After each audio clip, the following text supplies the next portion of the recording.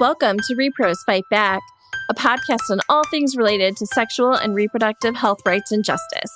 Hey rePROs, is everybody hanging in amid the chaos? I'm your host, Jenny Wetter, and my pronouns are she, her. So y'all, there is so much happening and so much happening so fast. It can be hard to keep up with it all, and I know the chaos is totally the point, but I'm actually going to keep it really short for our introduction today and not talk too much because it's a bit of a longer episode, but y'all, it's such a good conversation and an important conversation, so I don't feel bad about cutting the intro short. But I would love to hear from y'all.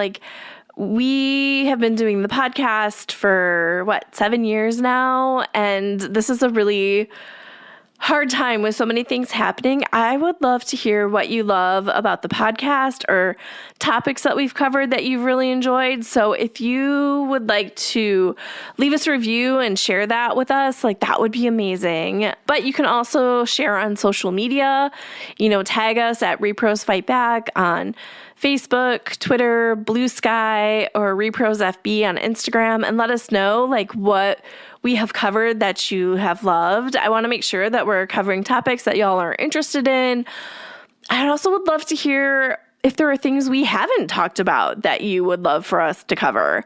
I want to make sure that the show is meeting y'all's needs. It's important to me that we are touching on all the things you care about. So, if you get a chance, leaving a review that says what you love would always be appreciated. It helps other people understand why you love the podcast. If you tell your friends why you love the podcast, maybe they will listen and can learn more about these issues. I want to make sure with all the things that are happening that people are getting the information that they need. So yeah, just let me know what you would like us to talk about, that you have loved us talking about. It will help me make the show better for you. Okay. Like I said, I think I'm really just going to cut through the intro and just say everything's chaotic. I am all over the place at the moment mentally, but I'm hanging in. It's a lot, but I am hanging in there. But I really do just want to get to this week's interview because, like I said, it's a little bit longer, but it is so good. Since day one of the new Trump administration, they have really prioritized attacking trans rights. There have been so many EOs going after trans rights that it was really important that we brought somebody on who could talk about all of them and what is happening and the lawsuits that are happening. And like I said, just so many things happening, attacking trans people's right to exist, trans people's right to get health care, trans people's right to serve in the military, so many things. And I couldn't think of a better person to turn to cover this whole big bucket of issues than Chris Geidner with Law Dork. Y'all, if you have not already subscribed to his blog, make sure you do so. I have learned so much from following all the legal stuff. Like I said, there's a couple places I turn to get all of my legal information. I am not a lawyer, so turning to these great resources really makes a huge difference to me to make sure that I can keep up on some of the nuances. And Law Dork and Chris's Blue Sky or Twitter have been really important in helping me follow on all of these things. So with that, let's turn to my interview with Chris. Hi, Chris. Thank you so much for being here today. Thank you for having me.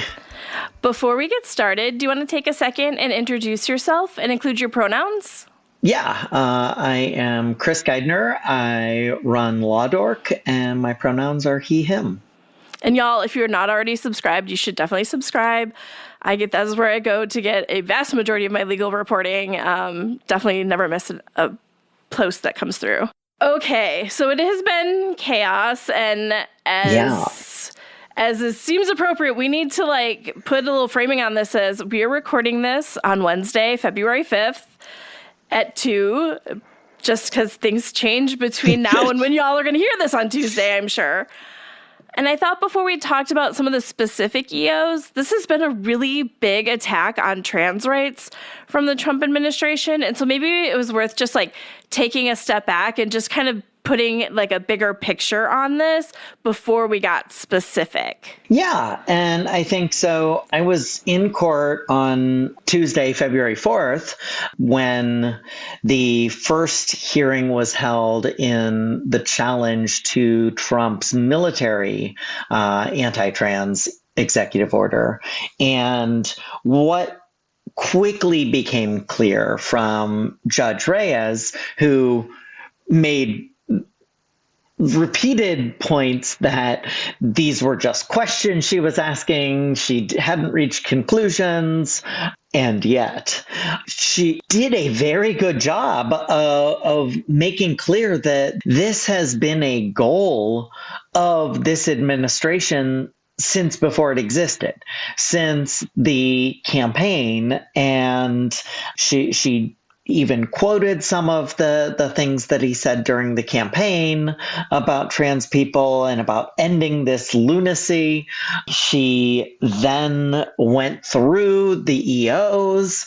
She then went through some of the effects that have already been seen in specific instances.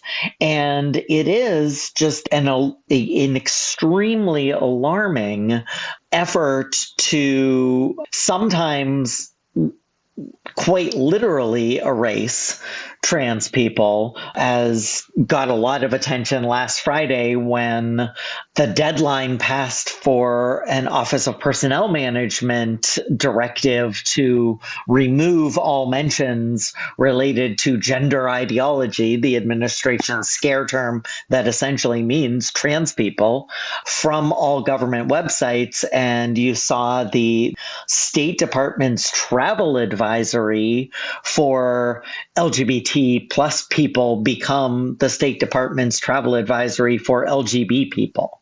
It's just a really horrible, frightening, scary moment that is not only being, I can't even say it's being single-handedly advanced by the Trump administration, because it was obviously already being put into effect by lots of state governors, state AGs, not to mention the nonprofit sort of right-wing groups that have been pushing this behind the scenes for several years. Yeah, we were talking before how I work also in the global space. We've really seen this like anti-rights movement globally just really gaining a lot of steam, and seeing it coming into the U.S. in a way that I think people are still grappling with. And yeah, and seeing that like first day one EO, like it just felt like it took Trump one's anti-trans stuff and just like really kicked it up a notch with the like complete erasure of even like granting trans people humanity. Like it just became like that, like you said, that gender ideology instead of recognizing them as people. Like it felt much more hostile this time around. Yeah, I mean, it definitely is much more hostile. It's more specific. And a lot of it, those of us who work in this space, a lot of it was examples of efforts that have been taking place in states. Very few of some of them have been slightly different, like the education one, which notably was the weakest. It was a very vibes-based EO. A lot of the other ones were efforts to alter state legislation and apply it to the federal government. And we have seen efforts from states to define sex. We've seen efforts from states to restrict gender-affirming medical care for minors. We've seen efforts from states to restrict what can be taught in schools. We've seen efforts from states to ban trans people from sports. Okay, so let's turn to the day one EO. And one of the things that struck me in it, and there's lots of things, but was like some of that big picture framing up front they had with like defining at conception, which just really struck me in the like anti-abortion space. Well, yeah, for your sphere, but there were so many terrible. Right. No, that was something that I pointed out right away, and that I knew if I pointed it out that it would get a lot of follow-up. And the definition of sex what did go further than we have seen, and certainly was something that the conception movement, the personhood movement, that is certainly something that came from their notes. And I think that it's already going to, I mean, you've seen people detail the medical, biological, genetic problems with that. But I think that it was, as you said, sort of this idea that, like, we're going to go further, we're going to go harder, we're going to go stronger, we're going to see how far we can go. And throughout that day one executive order, you saw a bunch of aspects with that. You saw this effort to try to defund based on gender ideology. You saw this effort that did lead to the first initial lawsuits to basically immediately cut off gender-affirming medical care for people of all ages in federal custody. You saw the effort to restrict trans women from being able to be in women's prison facilities and detention facilities when it comes to immigration. All of these things were just shoved into this day one order, and it did quickly lead to fallout, did quickly lead to, I mean, that was the order that led to the OPM memo that was ordering everybody in the federal government to get rid of anything trans off of websites in the federal government, which, due to then like a problem of their own making, OPM set this absurd deadline of last Friday for the entire federal government. And what happened, and this isn't a, you got to hand it to them, this isn't an excuse, this isn't a good thing, but there were some instances of agencies believing they had to do this by 5 p.m. and being over-inclusive and just shutting down broad swaths of information because they knew they weren't going to be able to get through it by 5 p.m.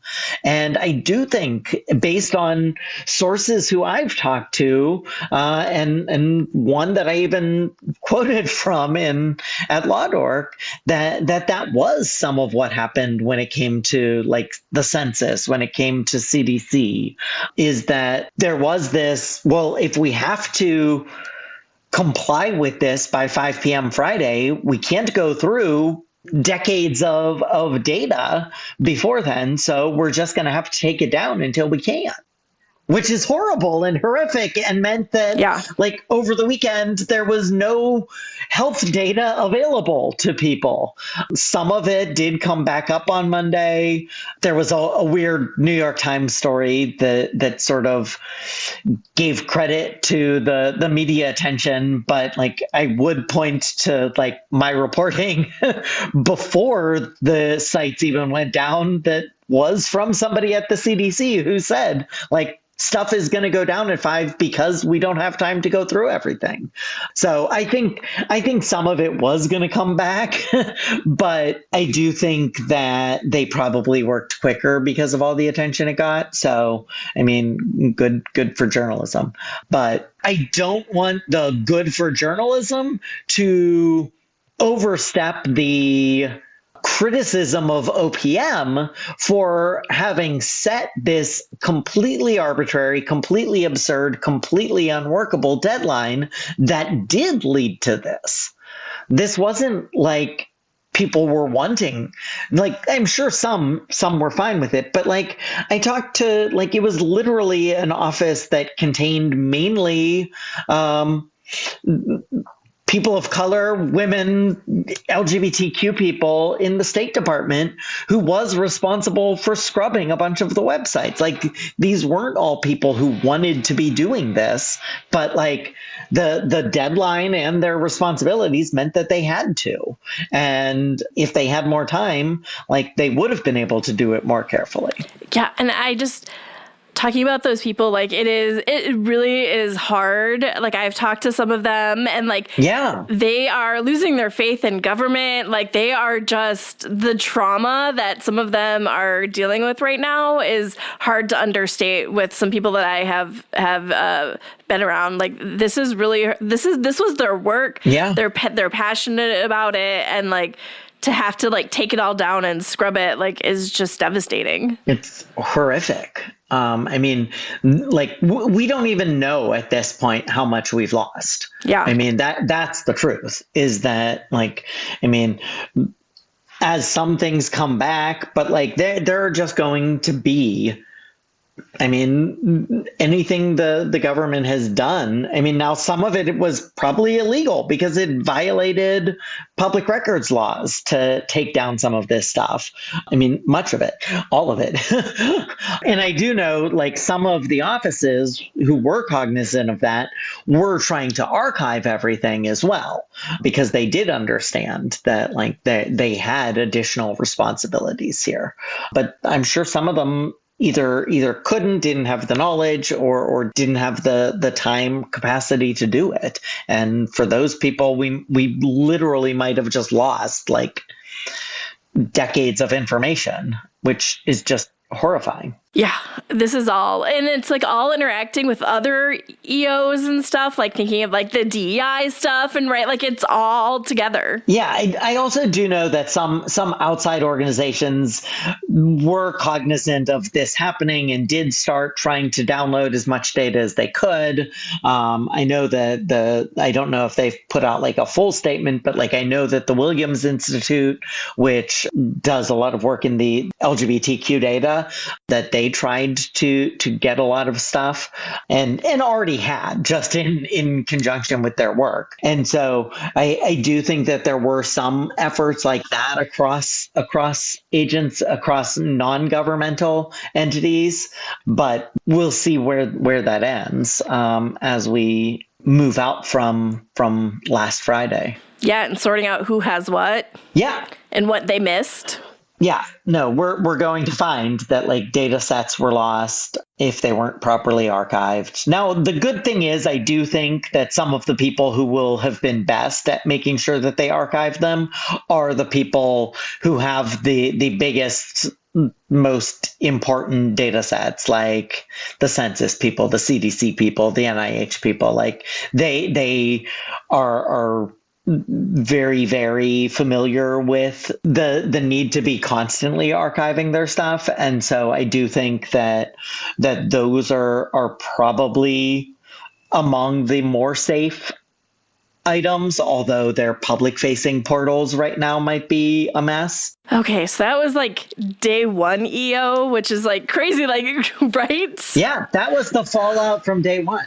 And we've had, I mean, I guess on that, I will say, like, we've had 2 lawsuits out of the day one EO relating to the prisons and the treatment of trans women in prison, which I think it is astounding. And I want to say, like, it was in an order last night from Judge Royce Lamberth, who, let's be clear, this is a man who was born in the 1940s, was a Reagan appointee, and last night was explaining to the Trump administration that he couldn't come up with any, and he put any in italics, public interest for the government to immediately cut off trans women's medication. I just, in any way, like, how could you anyway not be cruel and unusual punishment? I mean, you and I can say that, but yeah. Let's like think about the fact that like after one hearing, this man born in the 1940s and a Reagan appointee who's been senior status since 2013. Wow. Like took this case, had an in-person hearing yesterday on behalf, a case filed on behalf of 3 trans women in prison, and issued a TRO last night that blocked the Trump administration from enforcing those 2 provisions, the one relating to where trans women are to be housed and the one relating to medical care, and blocked the administration from implementing them. And like, I think that's important. And that was the second TRO. There was one filed in a case relating to a woman that the case was filed in Massachusetts. And so I think that we've already seen two pieces of litigation directly out of that, and one that we'll talk about shortly that indirectly came out of that. But yeah, that's all on the first EO, the day one EO. And unfortunately, it definitely did not stop there. There were lots of others. Let's turn to the reinstatement of the military ban. So the military ban, in the first Trump administration, he attempted a military ban that got enjoined. Mattis then pulled back and started to come up with a much more nuanced plan that still would have been very harmful to trans service members, but was much more nuanced and was being implemented and led to the original injunction being tossed out because basically the original policy was gone. So they lost on their first attempt. And then the Mattis plan eventually was gone because Biden came in. So basically, Trump first got rid of Biden's order requiring equal treatment in the military. He then, and that was on day one, in a series of revocations of prior orders. Then he issued the explicit military order, and it was much worse than the first time around. It contained language that was really disturbing and suggested that not only were they going to be banning trans people, but that adoption of a gender, this is a quote from the executive order, adoption of a gender identity inconsistent with an individual's sex conflicts with a soldier's commitment to an honorable, truthful, and disciplined lifestyle, even in one's personal life. To quote Judge Reyes yesterday, who was assigned the first case challenging this order and held her first public hearing related to that order yesterday, what she told the government's lawyer, this was just a status conference. It was establishing whether she needed to take any immediate action before she even held a hearing on a temporary restraining order motion. And what she said is, government lawyer, I'm going to want you to be able to answer what even in one's personal life means when I hear from you next. That was one of several things that she said she wanted the government to explain, but it was notable, and the executive order pretty quickly led to a lawsuit filed on behalf of 8 service members. Filed on behalf of 6 current service members and 2 people seeking to join the military, all trans. And it was filed here in DC. It was assigned to Judge Reyes. And what happened was they filed a motion for a preliminary injunction, which would be a little more relaxed timeline and would lead to, she had put in place a schedule that would have had a hearing on the 18th of February on that injunction. So not a really relaxed timeline, but more relaxed than come into my court today. But then literally as that was being decided by Reyes, that timeline, the plaintiffs got word that a person in training, trans woman in training, had been separated from the women's barracks, was being forced to fill out a counseling form that would essentially say that she agreed to live as a man to continue service. Or would be administratively separated. So they immediately went back to court. Now, there was some confusion because she wasn't a plaintiff. Now, what the lawyers were doing was they filed a temporary restraining order then, wanting that sort of action not to be taken against their 6 clients who are currently in the military. But it did lead to some complications. So because of that, Judge Reyes ordered a hearing on Tuesday, February 4th at 4 p.m. And she basically was like, what is going on? What do I need to do something now before I hold a hearing on this TRO request, which she was like, I'll tentatively have that on Friday morning. And the problems then quickly became clear because, one, this woman who was in South Carolina was not a plaintiff. And the government was like, we don't want to talk about her. She's not a plaintiff. Why are we even discussing her? You can't issue any order regarding her. And the plaintiffs were saying, like, they were trying to do 2 things. Like, one, they were trying to protect this woman because they now knew about her, but they understood that, like, she wasn't in the case. And so what they were doing was like, we're bringing this to you, and we're bringing it to you because it gives us evidence that things are happening in the military now, and we need an order stopping the military from doing anything against our clients. Over the course of like roughly a little more than an hour hearing, Reyes essentially said, like, okay, I get what you're doing. If you want to keep talking about this woman in South Carolina, file an amended complaint and add her in, which they eventually did, which they did Tuesday night, February 4th. At the same time, she then turned to the government before we even get to the substance of what happened and was like, can you agree that nothing will happen to these 6 plaintiffs before I can hold this February 18th preliminary injunction hearing?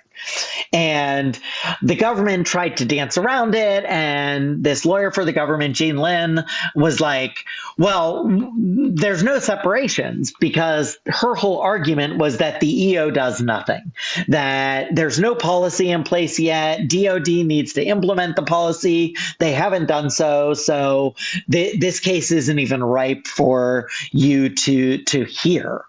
To which Reyes was like, well, look at this woman in South Carolina. If things are already happening, I want you to agree that nothing will happen. And the government kept trying to like jump around that. And this is where we go back to the day 1 executive order, because they were essentially saying that any barracks movement was a result of the day 1 executive order because of the definition of sex, that it wasn't actually a change happening because of the transgender military ban. It was happening because of the definition of sex in the day 1 executive order. And that ultimately did sort of, I don't know if we're allowed to swear on your podcast. It's fine. I think that started to piss off Reyes a little. She, at one point, said, I want you to be able to tell me that nothing is going to happen to these people. If they used to get chocolate ice cream at the mess, you can't start giving them vanilla ice cream because of this. I want you to be able to agree that nothing is going to change for these 6. You're not going to move their barracks. You're not going to give them different ice cream. She said the ice cream thing like 2 or 3 times. So 1, I think she likes ice cream. But 2, she was not liking the way they were trying to dance around it. And ultimately, the government couldn't agree to that. They said we need to go back to our client. Now that I do in a sense understand, like a DOJ lawyer couldn't agree to that on the spot. So they have to get back to the plaintiffs today and file a joint status report by either 4 or 5 p.m. today. And if they don't reach an agreement, she said they will be back in court on Friday for a TRO. That is what happened. Underlying it, there was a very serious substantive discussion that I wrote about Tuesday night. I think I published it Wednesday, February 5th at Law Dork, where Lynn essentially was confronted with these statements that I talked about at the top of the show that Trump made during the campaign, the massive executive orders, the specifics of this executive order relating to the military, the implementation that has already happened, the websites that have gone down, the programs that have been defunded, and essentially said, like, if I find that there is evidence of animus, how is this not gone? And Lynn told her that the government should still be able to uphold the executive order, even if it was motivated by bias, by animus, not even bias, by animus, which is sort of like the top tier level of the government doesn't like you. And Reyes just could not believe that they said that and was just like, I think she looked at Romer versus Evans, which was this 1996 Supreme Court case when the state of Colorado tried to ban cities from passing non-discrimination ordinances to protect gay people from discrimination. And essentially that the Supreme Court in that opinion said, like, you can do something that is so clearly has no basis for taking the action that it is so fundamentally poisoned by the animus that we don't even need to look at if this is subject to strict scrutiny or intermediate scrutiny or any of those sort of legal discussions. Like it's just gone. There is no rational basis for that treatment.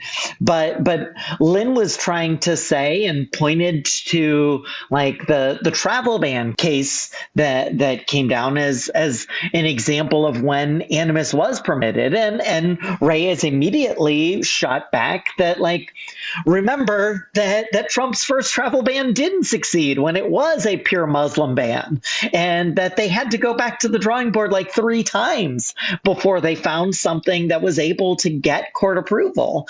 It was a striking moment showing that this is a longtime DOJ employee.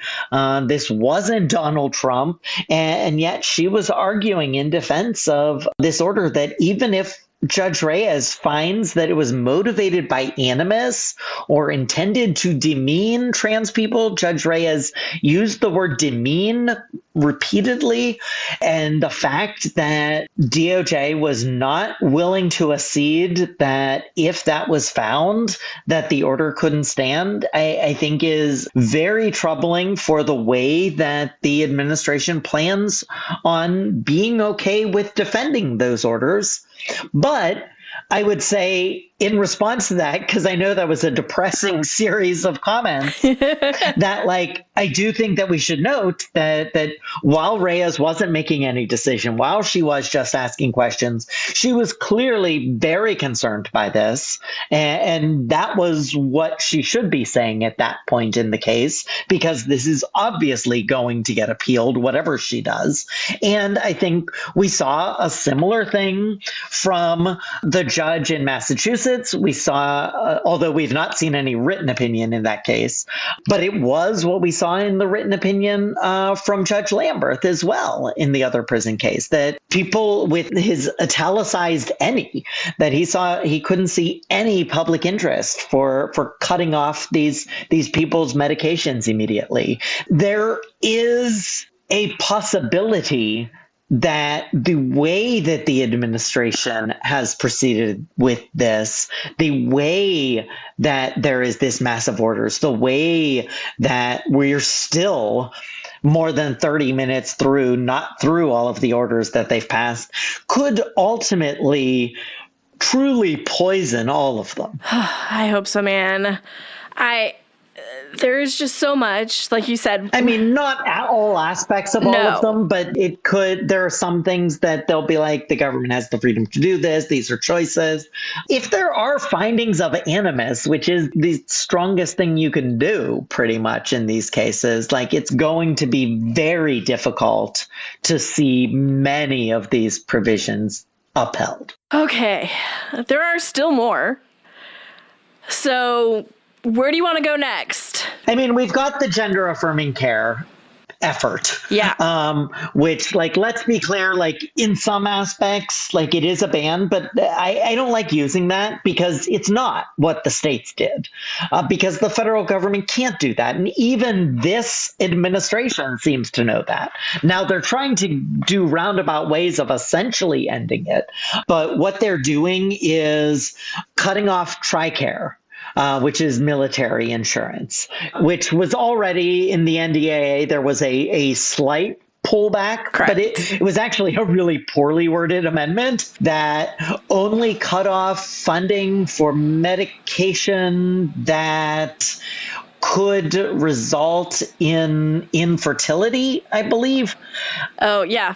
Maybe it wasn't infertility, but it was a word. It might have been infertility. I forget what the word was. Sterilization? Sterilization. Yes, you're right. You are right. But like, so that would mean that it would actually not have had any effect on puberty blockers.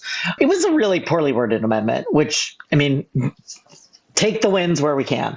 But this EO purports to end all TRICARE related funding.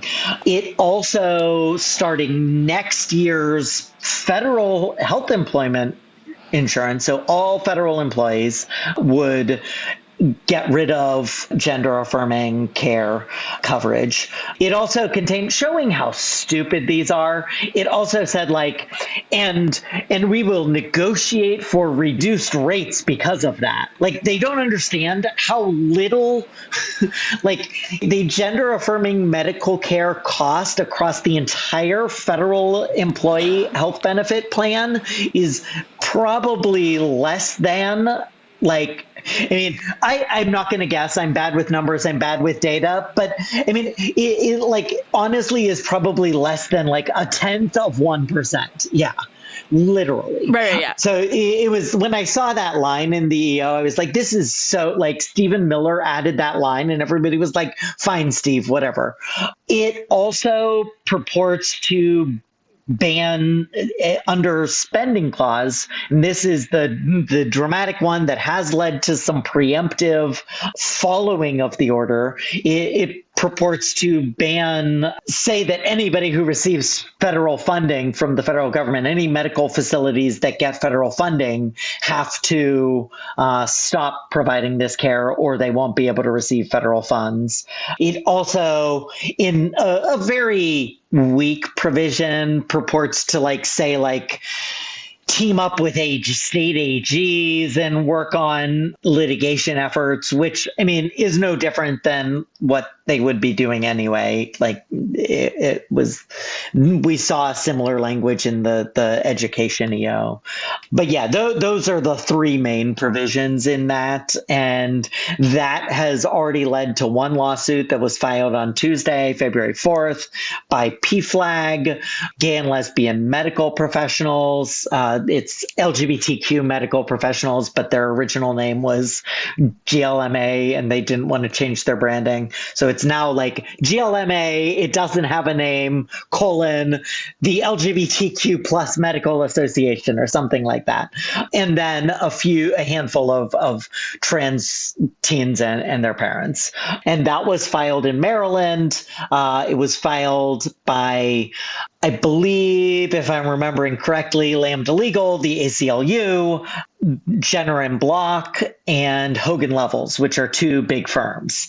I should note the three lawsuits we've talked about previously were like tag team efforts between the NCLR, the National Center for Lesbian Rights, and GLAD Law, which is another one of those, used to be gay and lesbian advocates and defenders. It's now GLBTQ plus legal advocates and defenders. And they filed all three of those cases, both the Massachusetts and DC prison case and the military case. So they are spreading the work right now on what has been filed. And that is, my understanding, the first of at least two challenges to the gender-affirming care ban that are coming, or the gender-affirming care EO that that are coming. And then the last EO of the first 2 weeks was the education one. And that one, I mean, it's an annoying executive order. It's clearly the one that they had no template for, that they had to sort of start from scratch, and it shows. It tries to reverse Biden administration Title IX protections, which were going to happen anyway. It purports to do some spending clause stuff. It purports to do some AG stuff, but it didn't appear to even look at other federal laws that provide protections to state and local entities. It didn't even seem to cross-apply with just basic federal privacy laws. It was by far the most poorly crafted EO, which in some ways can make it dangerous because depending on how it's implemented, it could just start going wild. I do think that it is one that will probably be a while before we see litigation because of that, though. It has a lot of moving targets. You might see something related to the already existing Title IX cases if there are efforts to sort of transform those cases. That could be a way of continuing them. But I'm not sure, one, whether or not the plaintiffs in those cases would want to do that, and two, whether they would procedurally be able to. But I think that is clearly trying to jump on the Don't Say Gay efforts, but they didn't really directly know how to do so. And to the extent that they could do, that the federal government could do anything, it would almost certainly, due to already existing laws, need to be done through legislative process, through a full new law being passed. Okay, so that's everything that we have as of recording. We do know that there's probably one more coming before y'all are hearing this. So with that caveat of obviously we haven't read it, what is the one more that we are expecting? We're expecting some sort of anti-trans sports ban. And I will be honest, not that this is a negative admission, this is an affirmative statement. I don't cover anything that I honestly, it's not just Trump, but I think I got in this habit during the first Trump administration. I don't cover anything until there's a document. When somebody tells me they're filing a lawsuit, I say, well, let me know when you file it. When somebody tells me that they are, I might post about it on Blue Sky or something, but I'm not going to do a story that a lawsuit is coming. It's been a sentence in my stories about the EOs. I'm litigation is expected. Yeah. But we don't have the text of the EO. I know that they were leaking things yesterday to get stories out there, but I want to see the language before I have an opinion on it. The truth is that the opinion that I can say is that they are in a more difficult position on this one than some of the others because there is a Ninth Circuit decision, Hecox, that found that a state's sports ban was unconstitutional. So we do have an appellate ruling covering all of the Western states that anti-trans sports bans are unconstitutional. And based on what we've seen with other EOs, they're probably not doing a lot of work to make sure that it works its way around Hecox. So you could very quickly, I imagine, while we've seen a lot of these lawsuits being filed in Massachusetts to get the First Circuit, or in Maryland to get the Fourth Circuit, or DC to get the DC Circuit, I would not be surprised if this gets filed in Seattle or California whenever there's litigation challenging it. I think it's also just important to note with all of these EOs, this isn't the only big action we're going to see this year. We're waiting on the Scrimity decision that's coming out this summer. Yeah. So well, and we're waiting. DOJ under the Trump administration, before Pam Bondi was even confirmed, had announced that it was changing positions in some cases, had announced that it was withdrawing prior positions had announced that it was, in one case, they announced that the prior filed brief was no longer the position of the department and they wouldn't be arguing, but it didn't set out a new position. In a case over whether or not a insurance provider could violate Title VII by not providing gender-affirming care under a health insurance policy, whether that would violate Title VII, there is an en banc full court hearing at the 11th Circuit over a city in Georgia's refusal to cover that in their insurance. And that was being heard en banc. Sorry, that wasn't an insurance company. It was an health and employer's insurance plan. And there's another case over insurance companies. There's a lot to keep track of. But in this en banc 11th Circuit case, the department did announce that they were withdrawing their amicus brief in support of the trans plaintiff in that case. They didn't file anything in the opposite direction. They would need to get leave at this point because I think the filing deadlines are long past. But they did, that was a case where the trans woman had won when the 3-judge panel heard the case, and the Justice Department filed a brief supporting her when it was being heard en banc. I don't remember if they had asked for argument time, but they probably would have. And now she's going to be arguing, her lawyer is going to be arguing before the full 11th Circuit, which is not a friendly place to be for trans people, by herself. And based on the executive orders, with at least a wink and a nod imprimatur from the Justice Department that they support the Georgia city's decision to exclude her healthcare coverage. And so to that end, sorry, No, you're very good. few people know about that having happened. They filed that on last Friday afternoon, I think. I say definitely got lost on my radar. We are waiting for something similar to happen in Scrimeti. It is possible that that decision was awaiting Bondi's confirmation, but we're waiting to see what, if anything, they do there. Okay, so this is all a lot among all of the many, many other things that are happening. I'm sure people are feeling dispirited. Yeah, and there's ongoing litigation over various state laws on all of the fronts we were just discussing and others. So how can people get involved? What can people do to get involved in the fight? Yeah, I mean, I think it's important to keep up with it and not become overwhelmed with it. I think it's important to explain to people two things that can sound contradictory, but I believe are complementary, and it's important to do both. One, which is actually discussing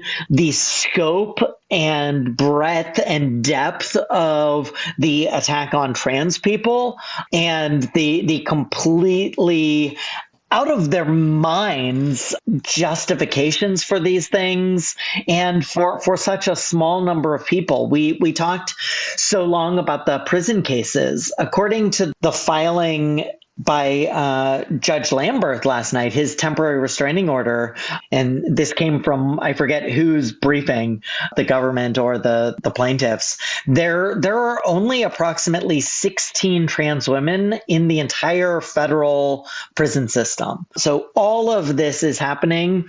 These two provisions in a presidential executive order that are leading to this immediately fallout from prisons, that are leading to multiple lawsuits, are all based on 16 people. And there is no evidence from the government presented thus far that any of them have caused any problem to safety in facilities, which is the alleged justification for this. And so knowing that, telling people that, explaining that this is totally, it's horrible on its face, it's out of proportion to, even if there were a problem with it, what they're doing to deal with it, which it's not a problem at all. then on top of that this is just a small piece, that all of these have fallout effects on other people, on other rights, on other instances. The best example of this, and Chase Strangio loves talking about this, and Shannon Minter does too, is the Sixth Circuit's decision that is being appealed to the Supreme Court over the Tennessee's gender-affirming care ban, the Scarametti case. The Sixth Circuit decision is downright frightening for what it says about sex discrimination for trans people, but also if it applies, that basically if there is any biological evidence for this, you basically don't even go into the discussion of whether something meets heightened scrutiny, whether or not it's an important governmental interest, whether or not the effort to classify people has a basis, an important basis. You wouldn't even get to that. The government would just be able to say there's a biological difference. That essentially means we don't even go into equal protection analysis. And Jeff Sutton, the chief judge, I don't know if he's still the chief judge. He was the chief judge of the Sixth Circuit, a George W. Bush appointee, not even a Trump appointee, said, yeah, that's fine. That's not sex discrimination. We're not even going to count that as sex discrimination. So we don't even get to the question of whether or not this meets the heightened scrutiny test that sex discrimination gets. And that would apply outside of transgender rights. That would apply to all sex-based discrimination, especially if the Supreme Court affirms it on that basis. And so that's just one example, but we're seeing things like that. And then like the obvious example that we got this past week was what happened to the websites. These people hate trans people so much that they're going to take down your entire public health system.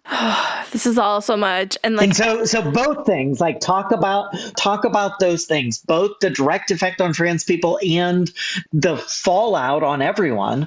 And then like pay attention to the news on these issues. Don't get overwhelmed that you just say, I give up, and look at the organizations who are filing these lawsuits and support them. Pay attention, reach out to your trans friends and ask them what they need. It is a scary time. And knowing that there are cis people who are there is something that is necessary. Well, Chris, thank you so much for being here. I really appreciated this great conversation about such horrible things. Thank you. Okay, y'all, I had a great conversation with Chris. I hope you all enjoyed it. Like I said, we had a wonderful conversation about such terrible, terrible things.